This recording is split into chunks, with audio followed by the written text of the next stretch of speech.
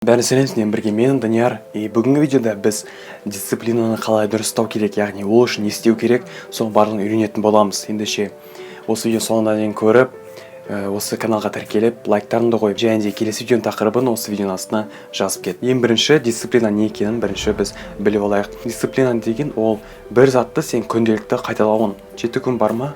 7 күн ішінде сен сол затты қайталай беру керексің. Егер де бір күн тастап кететін болсан, бұл дисциплинаға уже жатпайды. Дисциплина маған қалай жұмыс істеді?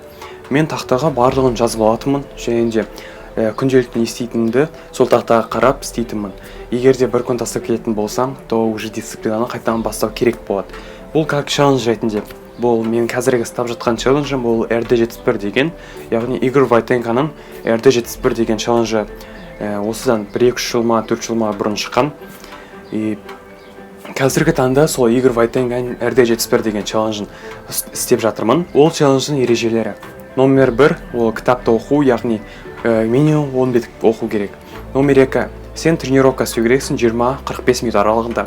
Номер 3 ол өз таңдау. Номер 3-ке мен ентіні қойған едім, және де номер 4-ке мен өзім қосымша ютубта қосқан едім. Яғни осы арқылы мен дисциплинаны дұрыстап аламын деген ойдамын. Қазірдің өзінде ютубқа мен көптеген видео салып жатырмын. Өздерің байқағандай. Енді видео күніне 2 видеодан шығатын болады. Енді бастапқы 2 күнде осылай шығатын болады. Содан кейін аптасына кәдімгідей 4 видеоны шығаратын боламын. Қазір уже дисциплинаның арқасында мен стримдер жасап, ешқандай бір күнді тастап жатқан жоқпын. Сендерге айтарым, дисциплинаны бірінші ұстаудың ең бірінші ережесі ол сенің күнделікті не істейтінін жазып алу. Мысалы, сен бір таңертеңнен тұрғаннан бастап, кешке дейін не істейсің, соның барлығын уақытымен жазып алған дұрыс. Содан кейін сен уже солға қарап жұмыс істей бастайсың. Яғни сен өзінен доскана немесе холодильникке соның барлығын жазып іліп қойсан, то сен күнделікті оны істеуің әбден мүмкін. Бірақ та кейбір адамдарға бұл жұмыс істемейді екен.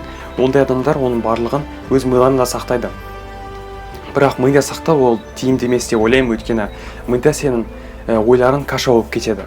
Сондықтан мен айтатын кеңесім ол барлық пландарыңды түнге қарай жазып алған дұрыс. Өйткені егер де түнге қарай жазып алатын болсан, уже таңертең сен олардың барлығын жасайтын боласың. Енді сен өзің дисциплинаңды дұрыстауды баста.